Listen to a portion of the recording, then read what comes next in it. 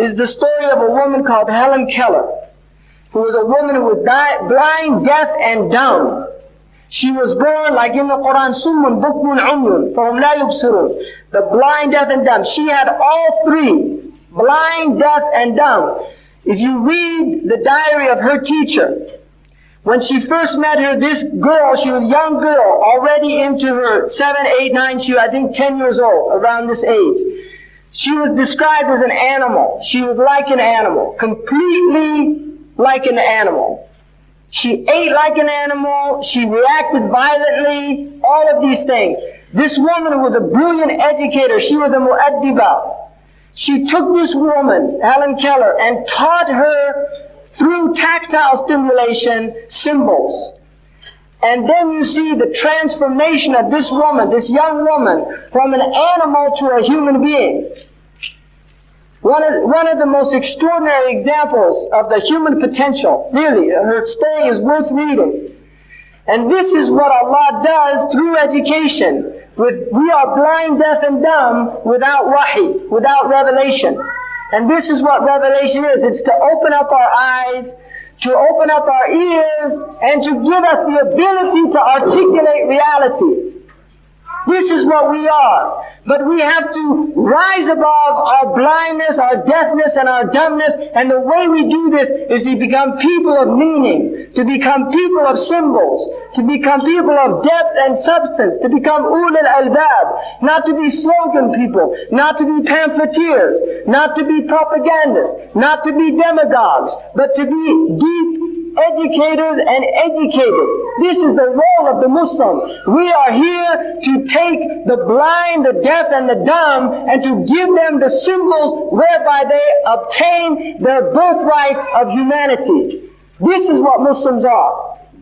We are the ummah that is to take human beings out of darkness, لِيُخْرِجُهُمْ مِنَ الظُّلُمَاتِ إِلَى النُّورِ, to take them out of the darkness of blindness, deafness, and dumbness into the light of hearing, seeing, and perception.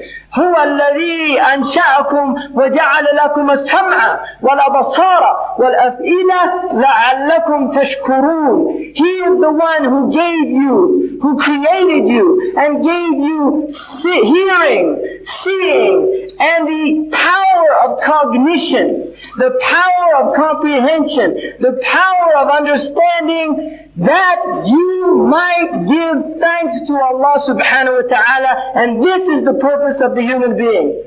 We are to be people of dhikr, fikr, and shukr. This is our role in life, and to take this out to humanity, to be people of the remembrance of God, to be people who are reflective. الَّذِينَ يَتَفَكَّرُونَ فِي خَلْقِ السَّمَاوَاتِ وَالْأَرْضِ إِنَّ فِي ذَلِكَ لَآيَاتٍ لِقَوْمٍ يَتَفَكَّرُونَ أَفَلَا تَعْقِلُونَ وَفِي أَنفُسِكُمْ أَفَلَا تُبْصِرُونَ.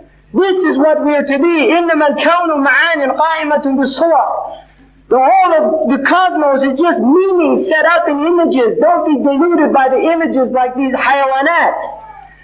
Animals, all they see is the qalb. They don't see the qalb. They never see the inside. They just see the outside. That's the level of hayawan. But we are not hayawan. We are insan.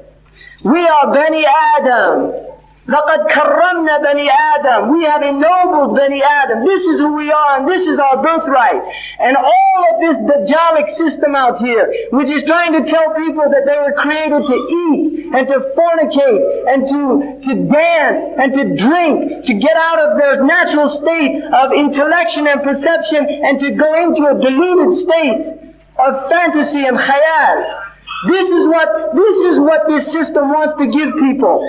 They would rather in this country have churches turned into discos than masjids. They would rather have people like pigs and monkeys dancing than have them bowing before their Lord in a state of humility and awe.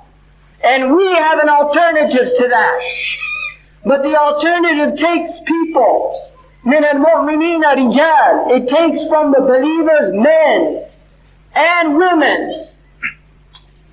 It takes from the believers men and women. صَدَقُوا مَا عَاهَدُوا اللَّهَ عَلَيْهِ. There are people who believe in this oath that we have taken from Allah subhanahu wa ta'ala to elevate ourselves and to elevate humanity. But the basis of this is in the ayah, قُوْ أَنفُسُكُمْ يَا أَيُّهَا الَّذِينَ آمَنُوا قُوْ أَنفُسُكُمْ وَأَهْلِيكُمْ نَارًا وَقُودُهَا النَّاسُ وَالْحِجَارَةُ عَلَيْهَا مَلَائِكَةٌ غِلَاظٌ شِدَادٌ لَا يَعْصُونَ اللَّهَ مَا أَمَرَهُمْ وَيَفْعَلُونَ مَا يُؤْمَرُونَ. If we do not become people that save ourselves and our families, we cannot save humanity. We cannot save anybody. If we can't save our own selves and become the embodiment of this teaching, how can we take it to anyone else? How can we give it to anyone else? And this is what we have to do. But this is takalluf, this is mashaqqa, this is difficulty. It's not ease, it's struggle, it's jihad, it's ishtihad, it's mujahada. This is what Islam is. And if you don't want it, Allah says that's fine. If you don't want it, don't take it. But don't play with it. Don't play with it. And don't become a barrier. The Muslims in this country, wallahi, have become a barrier from people becoming Muslim. And Allah says, رَبَّنَا لَا تَجْعَلْنَا فِتْنَةً لِلَّذِينَ كَفَرُوا. Don't make us fitna for those who are in kufr. Imam As-Suyuti says it means don't subjugate us and humiliate us by our wrong actions until nobody wants to enter into this deen. The fitna, when it first appears, it appears like a decked out beautiful woman attracting every young ignoramus. Every young ignoramus. Until the conflagration happens, war breaks out, and then they see it for what it is. An old hag no longer desirable. Nobody wants it. This is the disease of young men. The Prophet ﷺ, there's a chapter called Halaku Ummati ala ughaynimatin sufaha. The destruction of my ummah at the hands of stupid young boys. Stupid young boys. These people are playing with fire, and this fire could break out. A conflagration, once you get a bonfire and you have dry grass everywhere, it takes over. Even the firemen here, they can't put out these fires. They have all the technology in the world. Once you start a fire, you know how hard it is to put out a forest fire when it's dry? And what do you think fitna is? Fitna is fire that tests gold. That's the meaning of fatana. Ala nari yuftanun. On the fire. In the hellfire. Ala nari yuftanun. Dhuqu fitnatukum. Taste your fitna. You want fitna? Dhuqu fitnatukum. Taste it. But nobody wants to follow the people of knowledge. That's the first thing. The people of knowledge have no voice anymore. It's just all these young boys out there on Google. That's who now rules this religion. Young boys, not people that will spend 20 years to study the religion, to look at what the fuqaha say. Now it's just young boys.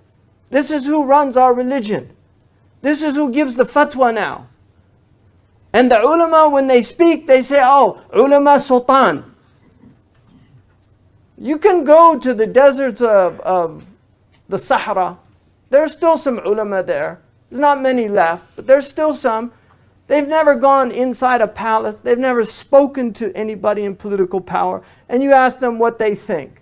What's the ruling of God in this? People that spent 30 years studying fiqh, mastering a tradition, mastering the Arabic language. Now you have people, we've got crucifixions because these idiots read the Quran and they say, well, there it is right there in the Quran. Crucify people. You open up the Quran for everybody and say, oh, here it is. Anybody can read the Quran. I know Arabic. I have a 4-year degree from Baghdad University. Imam Shafi'i studied 17 years. These people didn't speak about the religion. The Sahaba were afraid to say things. They were afraid to speak.